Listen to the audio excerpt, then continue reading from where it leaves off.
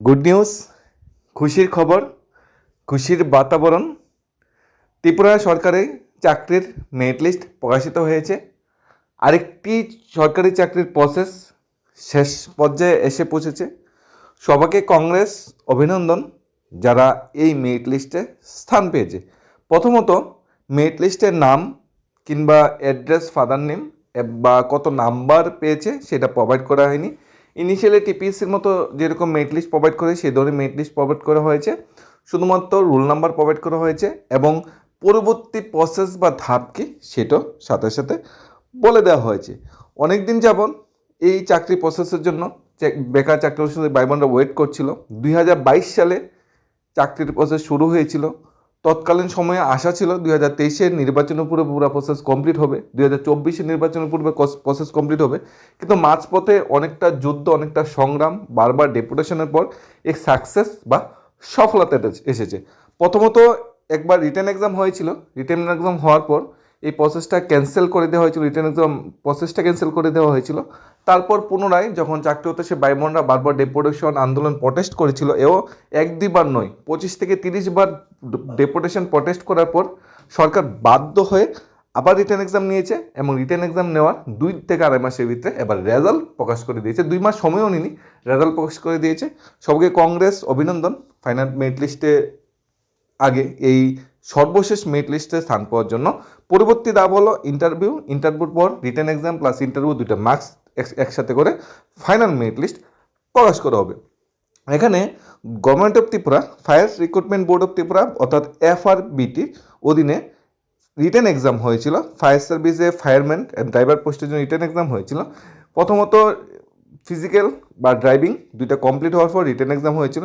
Written এক্সামে যারা যারা কোয়ালিফাই করেছে তাদের এখানে রুল নাম্বার প্রোভাইড করা হয়েছে 2, 3, 5, 6, 7, 8, 9, 10, 12, 13, 14, 15, 16, 17, 18, 19, 20, 22, 23, 24, 25, 26, মোটামুটি ম্যাক্সিমাম 15 থেকে 16 জন ক্যান্ডিডেট এই মেরিট লিস্টে ইনিশিয়ালি সুযোগ পেয়েছে।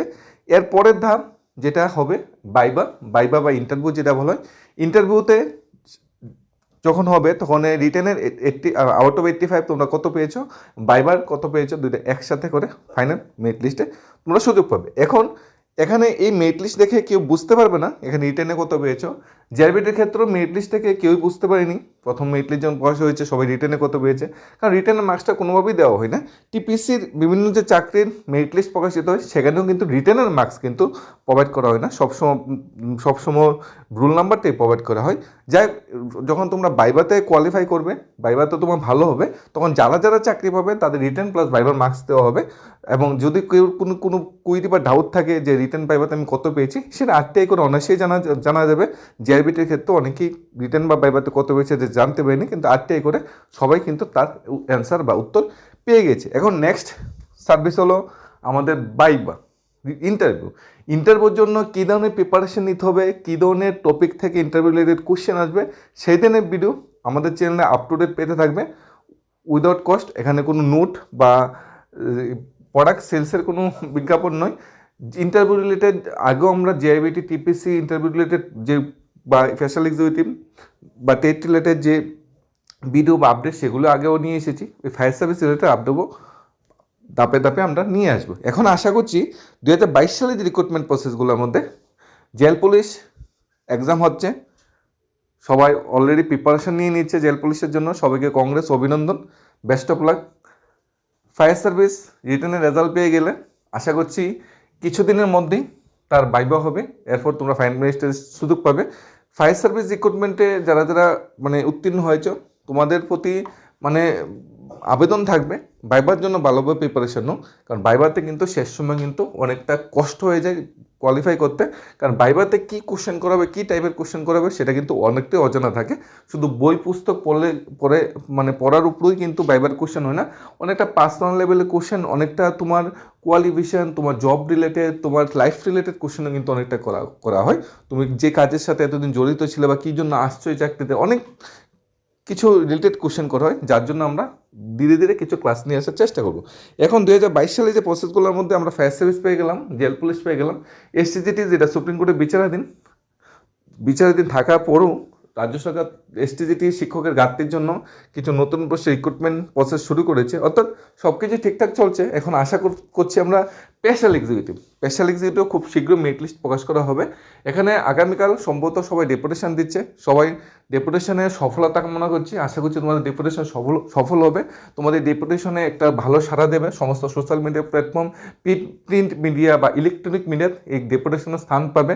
পরের দিন পত্রপত্রিকায় এই ডেপুটেশনের সাকসেস সফলতা আসবে। কালকের যে বিভিন্ন নিউজ চ্যানেলগুলো আছে, যে বড় বড় মাপের নিউজ চ্যানেলগুলো বা ইউটিউব চ্যানেলগুলো, তাতে তোমাদের ডেপুটেশনের যে চিত্রটা সেটা তুলে ধরা হবে, তোমাদের পক্ষে সমস্ত প্ল্যাটফর্মগুলো কথা বলবে। এরপর হয়তো জিনিসটা মাননীয় মন্ত্রিপরিষদ মন্ত্রিসভার নজরে জিনিসটা যাবে, তখন হয়তো তড়িঘড়ি করে এদিকে কোনো সিদ্ধান্ত হতে পারে।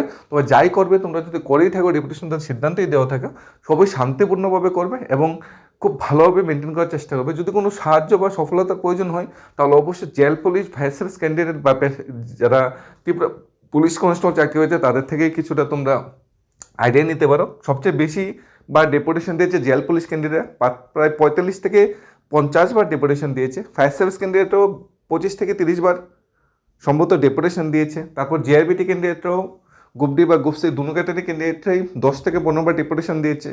পাশাপাশি টেট যে চাকরি প্রার্থীরা আছে 2021 বলো, 2022 বলো কিংবা 2024 বলো, সবাই 5 থেকে 10 বার এক এক করে ডেপুটেশন দিয়েছে। তোমাদের ডেপুটেশনও আশা করছি সেই ধরনের সফলতা পাবে এবং তোমাদের মেরিট লিস্টও এই ডেপুটেশনের সফলতার উপর খুব শীঘ্রই প্রকাশ করা হবে। আজকের ডেটে ফায়ার সার্ভিস ক্যান্ডিডেটের জন্য অভিনন্দন, ধন্যবাদ। তোমরা নেক্সট যে ইন্টারভিউ তার জন্য প্রিপারেশন নিতে থাকো। ধন্যবাদ।